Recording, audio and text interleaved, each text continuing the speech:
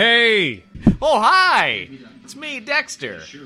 Welcome to our discussion of Better Call Saul, the last episode of the season. A boss is with us, as usual. He's just finishing up a bowl of half-popped popcorn. Mm-hmm. Sounds like he's chewing on rocks. Mm-hmm.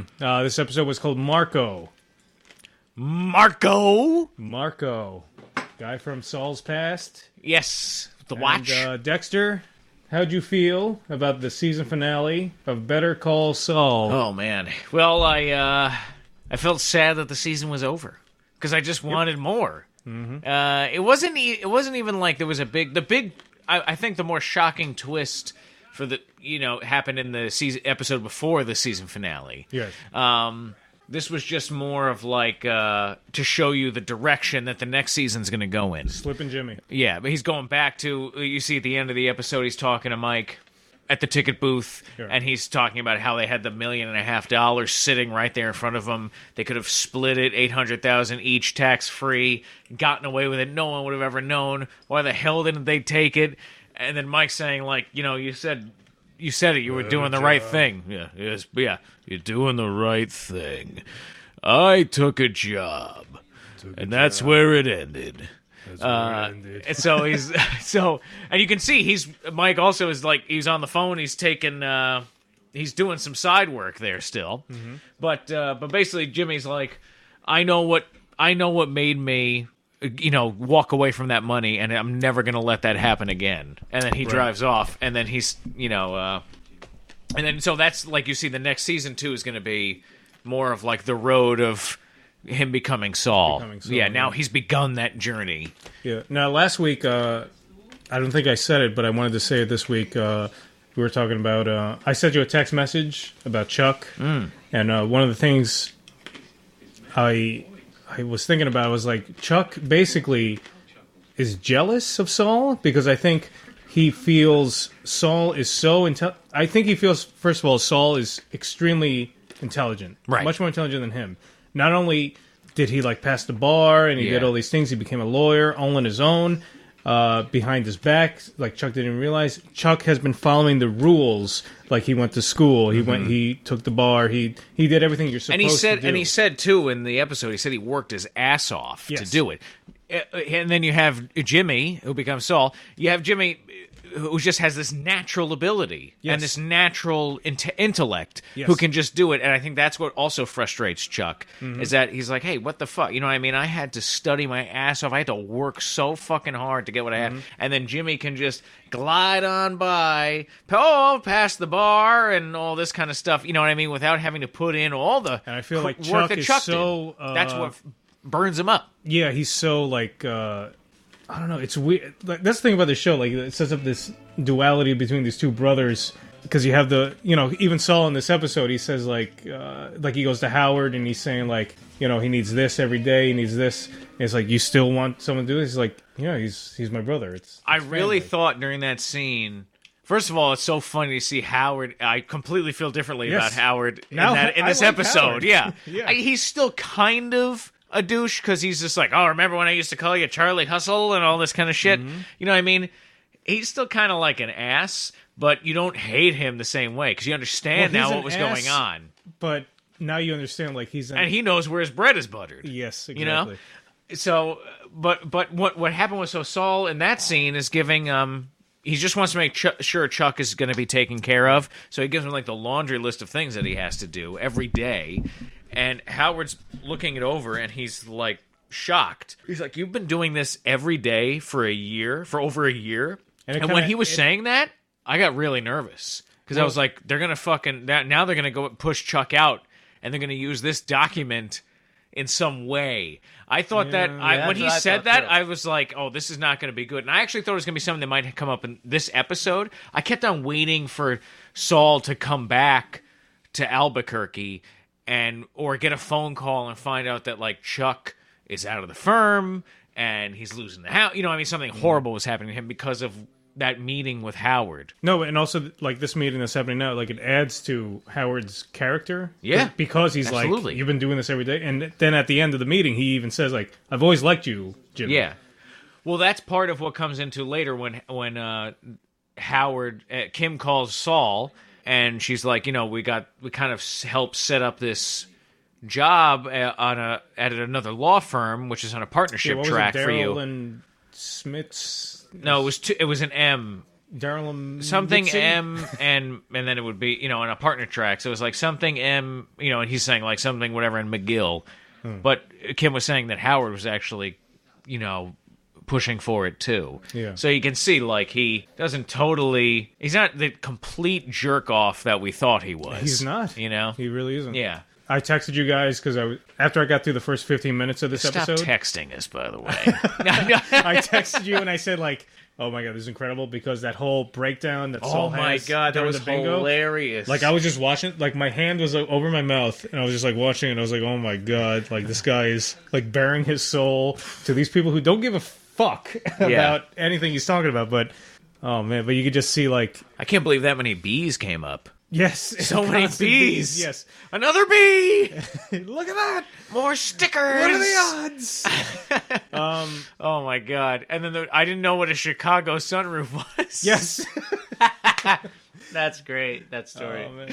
Oh, and that explains what happened with why he was being bailed out. Yeah, being bailed out by Chuck. Yeah, because you're under the impression that he did something with like a minor or like he did something. I immediately assumed he did something with it was an underage girl involved. Right. No, it turns out he's just shitting on this guy's roof, and it turns out his kids are in the back seat, right. But he couldn't tell because they had tinted and windows. The guy slept with his wife. Right. He wanted soft serve. I gave him soft serve.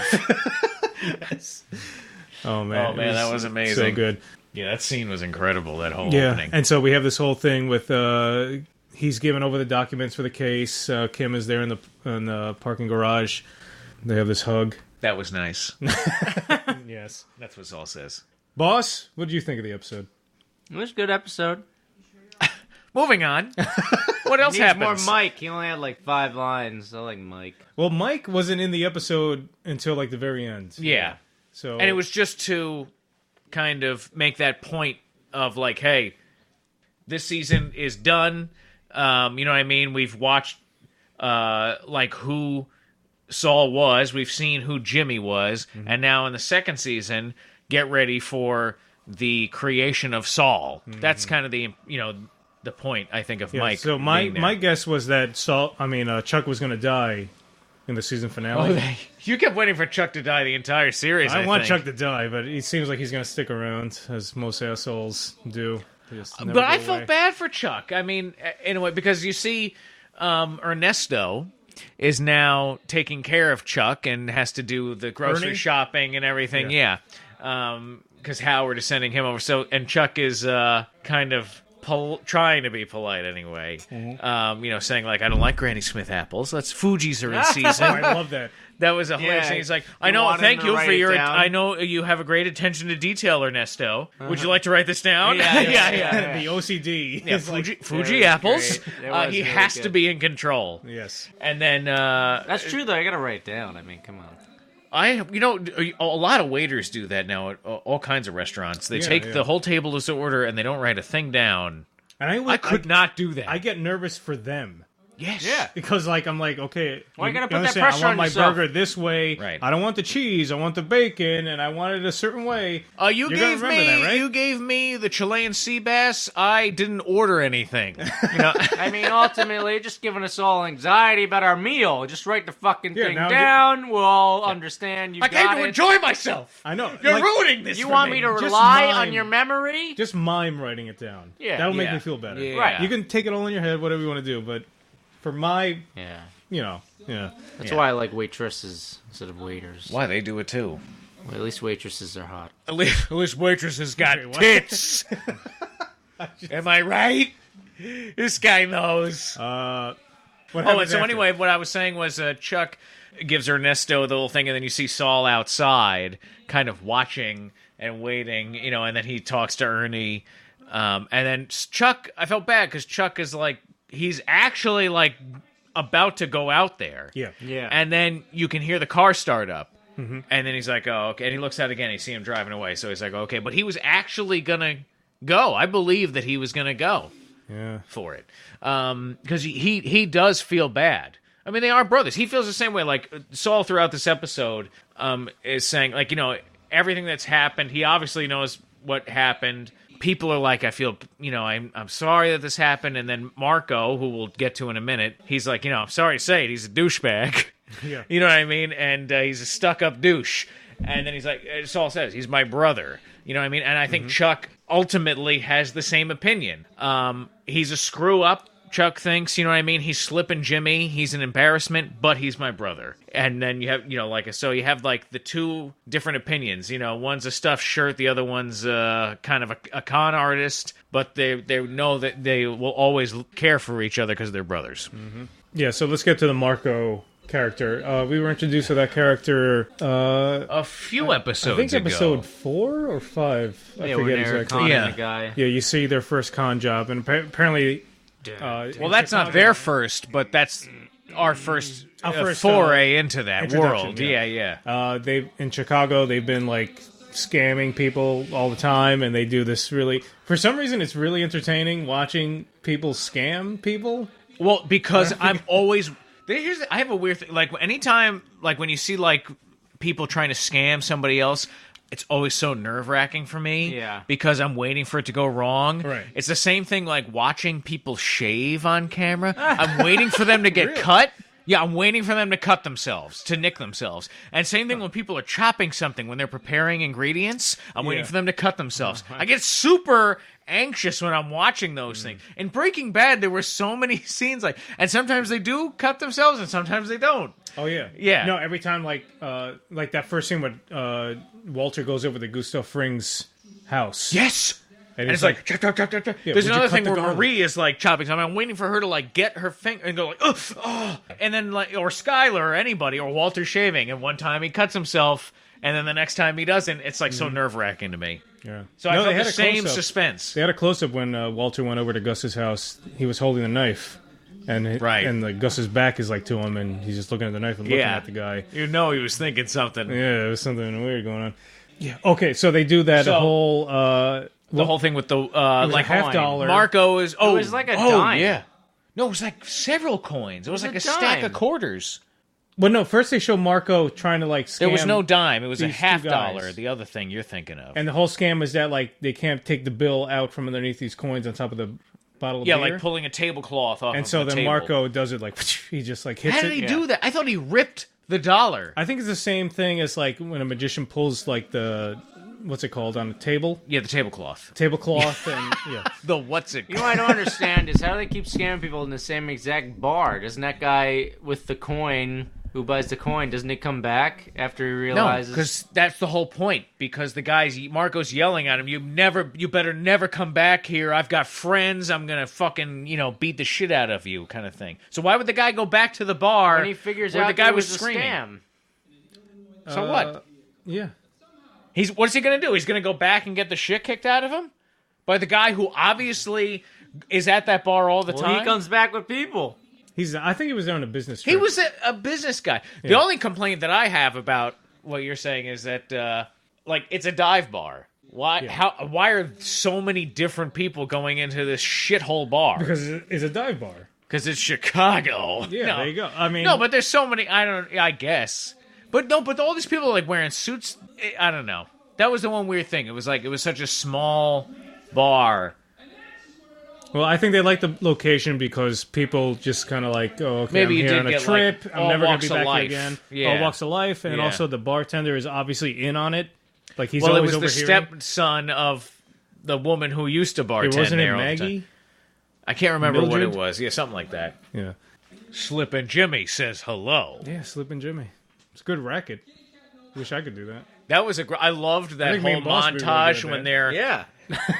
We could scam people. Yeah, right. Hey, Dexter. Yeah, I bet you can't. Yes, I can. I'll do it. $100. You're done. Scammed. Oh, curses. Again. I loved the montage of everybody, of like all the scams that they're running. Yes. And then my favorite one was Bob Odenkirk has got sunglasses on and he's confused. The lottery ticket? Excuse me, sir. Are these yesterday's lottery numbers? Yeah. Oh my, he's like a blind man. Oh my God, that was fucking all, hilarious. Yeah. If you fall for that scam, you deserve to be scammed. Exactly. So ridiculous. Oh my God. Well, what was the how did that scam work exactly? I'm assuming it's like you give someone a lottery Yes, it is the ticket. winning number. I'll give you $100 for it. Yeah, and so the person thinks, "Oh, I'm going to cash this in and be the Mega Millions winner." Yeah, but in yeah. actuality, you just hand it over. Or $100 maybe they bucks. say like, "Oh, it's only No, it's I for bet like the scam $2,000 or is, something." Yeah. Oh, if you go hand it in for me, I'll give you a cup. But you got to give me collateral if you're gonna go hand it in. Right. You know. Well, the funny, another funny one too is he's talking about. He's basically doing like the Nigerian scam Yes, what was from that? email in person. I couldn't believe it. How is that working? I know. It was hilarious. It reminded me. Remember in Lost, Sawyer? He Yeah. would, like he would put, Oh, like, a with the Band-Aid on his briefcase. nose, Yeah. and he had to like scam people. And he would get with the girl, and then he'd be like, "Oh, I'm late, and then he'd grab, and the briefcase would fly open, and there'd be money falling out of it. Yeah. And then it'd all be leading to the bigger It's investment. very entertaining. Yeah. It's fun seeing people get scammed. Long con. There's a guy I could have acted. No acting talent required, just good looks. That was a good episode of Lost too. That was a good episode of Lost, but it was just constant. That all that character did was grimace and Yes. like That's okay. and talk like At least this. he had a character. All right, Marco. Basically, Saul goes back to Chicago. Yeah, fat guy. After the whole thing with Chuck, I guess he's trying to embrace his past or something. Mustache. He's trying to go back to like what he knows or something like that.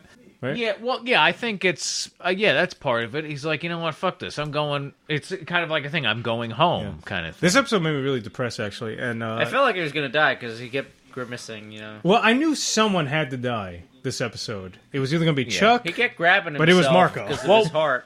Yeah, like pound his congestive heart failure. he was That's why, coughing. because his lungs are like. That's why I had the cough, because his lungs are like filling up with fluid. And I knew as soon as they're in the alleyway, they're going to pull that last con, and he's coughing, and he pounds his chest like that, and he does the cough while he's waiting. I was like, oh, fuck. Yeah. He's going to be dead for real. It was sad. What was his last words? It was like, This is the greatest week of my life. week of my life, Yeah. yeah. That was so sad. It was sad, yeah. It was. That was sad. really sad. This is a sad show. Well, this show makes me sad for Bob Odenkirk. It makes Yeah. me sad for Marco, who they just introduced him basically in this He's got episode. his shitty life, and then He lives for pulling small cons on shit bags that come into his dump bar. Like to do anything else. Well, there was a hilarious scene. Jimmy wakes up and then the girl's there. That was hilarious. Yeah, yeah. and keep so going. apparently there was like, what were they wearing? They looked like almost like Well, it bowling looked alley? like waitress waitresses? outfits, but she's in her bra and panties, and Yeah, she's and like, who was "Hey, the celebrity? hey, Kevin Costner. you're not Kevin Costner, are you?"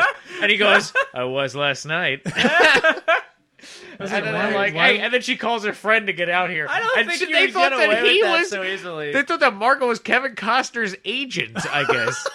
What a fucking! They deserved. I They don't think deserve you it. would Telling get you, away yeah. with that so easy. I think the girls would wake up and start beating the shit out of you, wouldn't they? I can't believe that they just left. I was nervous that they were going to start trashing them or beating Yeah. them or who knows Right, what. yeah. Well, I think they've done it so much that they're just like, yeah, we know the routine. I don't care. Well, this place is a shithole anyway. Whatever. You're gonna It's leave like, angry, yeah. Can I interest you ladies in a mojito? Oh no, not a mojito. In a mimosa. Mimosa, A yeah. mojito. It's a very involved drink. I've got some mint leaves over here. Watch me crush them. Fresh ice. Oh yeah, but that was hilarious. Hey, you're not Kevin. First of all, it's hilarious because it's ridiculous. Yeah. Like what a fucking idiot she is. Oh my god, that was so funny. But that scam with the coin was hilarious too. Like that guy was, and then I love Yeah, the when business guy. Yeah. so there, Saul pulls out the $50 and they start playing it up, and the businessman's listening, and Saul's telling this whole story about he goes to the the bathroom. rogue minter Yeah. making it. Then Marco knows his brother-in-law or something like that. No, it was like, I know a guy on Wabash. And it's like, oh, hey, this is so yeah, Danny. Oh, he says David Tanner's son. I was like, you got this name from like Full House. David Tanner. Danny Tanner's kid. And then plays up, and like you can hear him like having this whole fake conversation, and then you hear like the doo kind of on the other end of the phone. Oh, it's hilarious. He's playing it up, and then he like takes the phone. He turns around so the guy can't hear him. Yeah. And then the guy's like, oh, what do you say? Really? He's like, oh, nothing. It was like Seinfeld when George goes to payroll about the big project, and then the guy is like, well, I don't know anything about this. He's like, oh, I'm going to call Mr. Steinbrenner. Yes, you should do that. Whatever. And then the guy, oh. And then he turns away. Oh, yes, that does sound very ambitious. Oh my, yes, of course. And then it's like, so, what did he tell you? Look, you were right, I was wrong. Anyway, Marco's dead. Yeah, Marco has a heart attack. They're pulling that watch scam one last time. They're having a great week. Mm-hmm. They have one last watch. Yeah, Saul's like, I got to go back. Leave. I'm a lawyer. Believe it or not.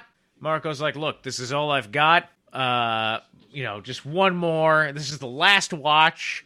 Let's do this. And so Saul agrees. Mm-hmm. This whole wolf howling thing again. But you see, we were just talking about Marco is clearly not feeling well while he's in the alley waiting. And then when they find him passed out there with the wallet strewn on the floor, he's actually just passed out for real. Yeah. He wakes up and says the last words where this was the greatest week of his life. The fucking guy runs off.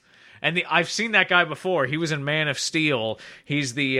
was he? Because I was going to say... He was that IHOP manager that was the kid that Clark rescues from the bus when the bus falls off the bridge in Man of Steel. And he takes the money and runs. Yeah. I don't know how you could live with yourself. That would have haunted me. Because I was thinking... I don't know. I was thinking, like, what would I actually do in this situation? I'd probably not. I'd probably leave the wallet. I would probably leave, but I would not take the wallet and leave.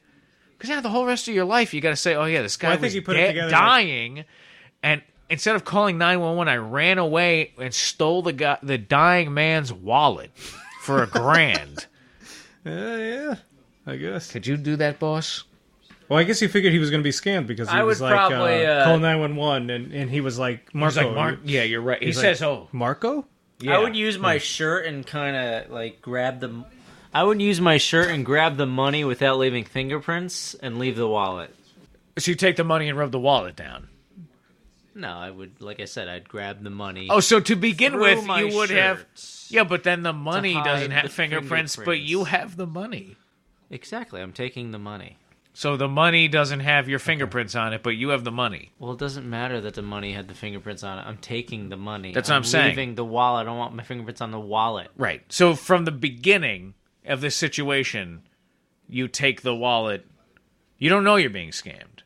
You're just like, wow, look, a wallet. Well, I'm not. And you pick up the wallet with your shirt. That guy's shoes. At what point are you? That's the whole point of this exercise. You're in that guy's shoes. Oh, so I already have it in my hand. Yeah. Okay, so then maybe I'll just wipe it down. Yeah. Okay, so he would take it and leave. At that point, he's going to the point where he's wiping it down so they can't track him later. He's even worse than this guy in the episode. Point, I probably might just take the wallet, then I can burn it or something. I don't know. Yeah, you might as well take the whole wallet. Yeah. Well, that's what that guy did. That other scam they did, it was like the ink was on the bills, and he had like a... Oh, so what they did was, you could only clean the ink off with a special formula. Right. And they basically are giving the guy this thing, and they have the box of this tainted bills, but they only use... So basically they lose 100, but then you see a box filled with bills, you know that it's like either totally fake or it's like nothing in the grand scheme of things. Well, they have a hookup. They have a guy who gives them fake Rolexes and fake bills. Yeah. No, the fake Rolex guy got deported. Right. Oh, that's right. That's why it was only one left. All right. But yeah, overall, it was like a great... I mean, this was like another... And like we were talking about before, this was not like an episode where there was a shocking twist at the end, but what they did was they summed everything up, this whole season up, wonderfully, and they basically said, so now you know what you're expecting next season is now you're going to see the creation of Saul Goodman. Exactly. You've seen... Now, they've perfectly laid the groundwork. He's lost ties with Chuck. He's lost... I mean, Marco dies. He tried to go about things the right way, and it burned him. It burned him, and then when he went to go back to his past, it all fell apart. because the guy he used to work with is dead. Right. And so now he has only one choice: become Saul Goodman. Right. And he's inspired. He's got the ring. They have the funeral for Marco, and he's wearing the ring. Yeah. Marco's mother gave him. I also thought it was really sad when Jimmy. It was a sad episode. It was sad. I also thought it was so sad. I felt so bad for Marco because Jimmy comes back into the bar. You see Marco exactly where Jimmy left him. Yes. Exactly where Jimmy left him. Moved on. Yeah. And no, he got that job, but he hates it. yeah, it's not it's not like exciting because the thrill of the con, right, guys? The thrill of the con. Yeah, he's a thrill seeker. And so they're talking. They're having like a bite to eat in the bar. And he's saying 10 years has gone by since they've spoken, but Jimmy reveals that their mother passed away, and they came back to Chicago for like 3 days, and they didn't look him up. And Marco is so hurt. I felt so horrible. But then for the Marco. second the glimpse of Jimmy being back, Jimmy's got the coin, and they're like, "Hey, you're buying, I'm selling," and then he's like, "Yes." I feel bad. So Marco's really just a sad character. He is, yeah. So sad. Thanks for depressing us, Vince Gilligan. With a sad show. Why, did Breaking Bad make you happy? It did. What? That show was dark as shit. This was lighter, if you can imagine. This is Vince Gilligan at his lightest. That's true. Oh, man. But yeah, I mean, what a great series.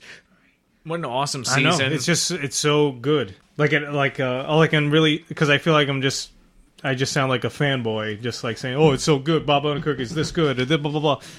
I don't have like a complaint. Yeah. What about Mike? He has that great little moment there. Yeah, which we just talked about. Yeah, so. we talked about that already. Mind. Yeah. We talked about Jimmy becoming Saul. They're definitely getting on the road now. They've laid the groundwork for Mike too, and so he's already back. He's like involved in this kind of underworld now. Yep. So he's just going to start going deeper and deeper, digging his way towards Fring. So that's going to be really great. I hope watch. they bring Fring into the show. At some point, I think they're going to. At some point, maybe. I mean, it could be at the very end of the series, but I think at some point they will.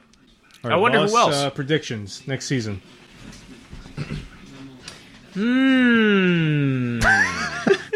Tuco stuff. Missing out. I'm surprised Tuco he didn't bring in stuff. Nacho. I really thought Nacho was going to come back and try and fuck shit up. I thought that might have faded been like away. the very last scene, like something like Tuco shows up and like I mean, set the Nacho's going to be back in the second season. Yeah, because we know For he's sure. doing stuff behind Tuco's back. Yeah. And that's going to come. And Jimmy and Nacho left on not so great terms. Yeah. Nacho has to make an appearance again. It's probably his first client. Maybe. Dexter predictions. Well, I kind of outlined what I think is going on, but I think Nacho will be back, and it's just going to be like now he's going to start this road, use the money I think that he got from this Sandpiper like kind of counseling fee. Oh, we forgot to mention that he turned away the job. He basically never went into the meeting for this legitimate job, and that's when he turned around and talked to Mike. But I think he's going to use that money as if to start building his Saul Goodman empire. Right. I think that was a big scene where he turns around in the parking lot because that was like the moment. If he had committed to that, that's going down the road of like, okay, I'm going to be a legitimate lawyer, this and that. But it's like, no, I want to be. This isn't who I am. I think he accepts I am Slippin' Jimmy. Yeah, I'm part of the seedier side of society, and like, yeah, definitely. And so we're gonna see that. What? Why are you shaking your head? That girl would have punched him in the balls, which he's like, you are not. It's Kevin Costner. You don't What would you think? punch I Kevin Costner slept in the with balls. Kevin Costner. That's what she would have did. Punch him in the balls. I don't think it's even that great, Kevin Costner. I think it's great for Saul that he got this redhead. I also like how the chubby blonde one is kind of like still. Oh yeah, she's fine with it. Yeah, like Bye. Okay, goodbye. Like she still wants to maintain that relationship for some reason. Yeah, she's nice. But anyway, Bye. yeah. Yeah, they've done this like a million times before. Oh yeah. Anyway, so yeah, I think that's what you're gonna see. Yeah, just Your thoughts, Oxnard? I thought Oxnard had like a long page of notes. I took notes, out but the ass. Huh? No, I took notes, but I basically said what was on the notes. So. All right. He wrote What are your projections? My projections are. Let's see. Have some more of your pear whiskey. Man, I want to see more Mike stuff. I want to see something cataclysmic happen between Chuck and Jimmy. Oh, I really think that I want to see Chuck die. I really think Chuck's going to get pushed out. Why do you want to see Chuck die? Because I think he's an asshole. Oh, And he's a douchebag. I love Chuck's character. Howard, I want to see become a character that, like, you know what? I want to see Howard die. Because that would be. Such I don't think Howard's going to turn on Chuck, and I think he's going to push Chuck out because he's always like, oh, you know how much Chuck means to the firm, the firm. Howard, and Chuck die. Like they're all going to die. Who? Oh, I definitely think Kim? Kim's Howard, gonna and die. Chuck. Kim, Howard, and Chuck. Kim's Yes. gonna die. I think that's true. Yeah, because Kim is nowhere in Breaking Bad. Yeah, she's dead. Chuck is nowhere in Breaking Bad. Howard is nowhere in Breaking Bad. That doesn't They all mean have that to they're die. dead. I think I'd Kim's kill him. gonna. We might even see. You know what they I don't could know do? about They Howard. could show things like what is Saul doing when he's not meeting with Walter and Jesse. Well, he's dealing with the other clients. Yeah, That's what I'm saying. They could even go that far. I hope they do. You could go well into the Breaking Bad series and have things where he's dealing with other stuff. Yes. You know, during Breaking Bad. Yeah, You know, 'cause this in the same timeline. This season starts with him at the Cinnabon, and so Right. Well, that's just to show the looking back because they started the season exactly where he said in the finale or in the last episode you see Saul in Breaking Bad. He's like, if he's lucky, I'll be managing a Cinnabon in Omaha, Yeah. and that's exactly where he is. And then the only Bye. it's so awesome. Like it's all black and white, and the only thing you see in color is something his old has to happen commercials. that completely makes sure that he's never in contact with those characters ever again, or they die. That's my prediction. Yeah. And also, if they bring it into Breaking Bad, that would be awesome. Yeah, that'd be awesome. Anyway. I don't know how they do it, but yeah. And also, because you know where this character ends up. You know he's going to be a seedy lawyer, and you know he's going to be... Or- Here's a discussion. I tweeted a little about it. Yes. What is Saul's D&D alignment? He is chaotic good. Dexter? No. I think he's is there such thing as chaotic neutral? Yeah. He's chaotic neutral. I think he's chaotic. I would assume chaotic good. He's Good? definitely chaotic. He's definitely good.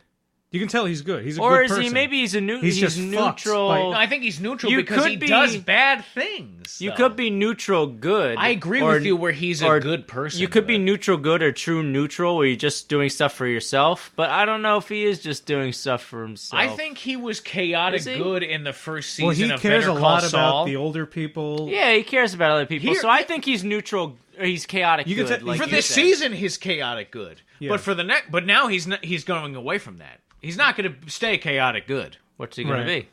He's going to be chaotic neutral because he's going to start delving back into the underworld. Well, what's he do that's bad? Represents horrible people. Walter White, I guess. for one.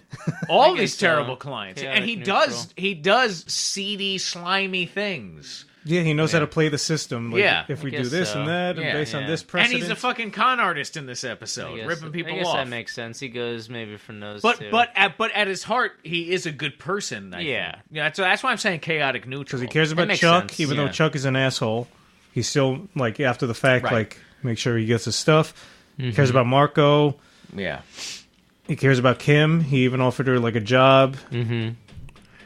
The whole thing is that you're watching him go from his alignment change throughout the entire. It's very series. similar to Breaking Bad. You're watching, like, in Breaking Bad, you're watching Walter White become this Right. monster. Right, exactly. This is similar, but you're not watching him become a monster. You're just watching him become the seedy lawyer. He Bas- becomes like a cog in a monster's Yeah, system. like, he's just doing what makes sense, but he is a good person. He's just in the situation that makes him do There was an bad article things. like that Michael McKean had given an interview in, and then Michael McKean said that Better Call Saul isn't about the American dream; it's about the American escape, American hatch. Nightmare. No, the American like escape route or escape hatch. You know what I Yeah, mean? it It's is. always about like trying to find a way out of the trouble that you've gotten yourself into. Yeah, you know what you're supposed to do? But guess what? This is easier, illegal right. way to do or things. This is the end game, and then this way is the right way to get there, and like the legal way to get there. But that's going to take a while, and that's annoying. Let me try and find the easier, faster way, and maybe I'll make more money in the process. You know what I mean? And that's what Chuck's jealous of, his ability to find that out. I also love how when they do the scam thing with Marco, the howl, like that's like the signal for Marco to be like, okay, now I'm going to play passed out. Yeah. Right. Now here's an even trickier question. What's Mike Hermantraut's alignment? Oh, man. He's lawful neutral. Yeah.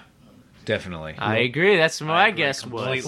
Because he doesn't follow the actual law, but he has his own rules that he follows. Like he says, that was the job. Job. They paid me for that job. I got the job done. He has principles that he abides by. Yeah. It's good. Good exercise, huh? It's good. Very good exercise. What's Marco's alignment? Everything. I don't know. Chaotic, fat, stupid, chaotic heart attack. Chaotic Rolex. Coronary. All right. So this has been a lot of fun reviewing this show and talking about it. I can't wait for season 2. What I a know. Wonderful show. I wish this show was on was on like every day. I could just watch this like nonstop. This is up there with my favorite shows. Like I remember last week we were talking TV. about Walking Dead, how it's 16 episodes and how it's too long. I wish this show was like 16 episodes. Yeah. Cut Walking Dead down to like 8 episodes. Exactly. Yeah. For whatever money you're giving Walking Dead, extract it, put it into... funnel that towards Saul. Yeah, because this is fucking awesome shit. Oh, man. It's so good. All right. I'm Oxnard. I'm Dexter. I'm Boss. Check out our other stuff. Yes. In the D&D. meantime... side quotes coming out soon. Game of Thrones starting... next week. Yes, on the 12th, April 12th. Are we uploading things to iTunes? Sure. I am compiling all the MP3s of all our review shows, and that's going to go up. Score. Hopefully, what's today? Tuesday. I'm going to aim for Friday. All right. I have to, and also, I need a good name for our new iTunes. STS Goldmine. I asked you guys, but we never. Jackpot. STS Jackpot. Yeah. Welcome to the jackpot. Score. It could just be like SES Reviews, SES TV Movies. That's crap. I kept thinking of you know what? C-Lab 2021 during this episode because of Marco. Marco? SES 2021. Sure, why not? There you go. That's kind of a ripoff, 2021? C-Lab 2021. Oh. In the comments, we want to do a new iTunes stream. Yeah, what the hell should we name it? Yeah, just leave name ideas. Viewer or listener Preferably the participation. ones that would make us go viral and become millionaires. Yes, like cute puppy or baby bites finger. Cute cleavage puppy. Cat poops on grandma. Or best swimsuit fails. Yes, or like broad sex tape pops out. puppy. Like that. Puppy jumps on boobs. Sex tape puppy. Yeah, those are good keywords. I would click that. Boobs. Well, no, I'm saying whether you look for sex tape or puppy, it'll probably come up. Who's searching sex tape on YouTube? Kevin Costner sex tape. That's Kim Costner? Kevin.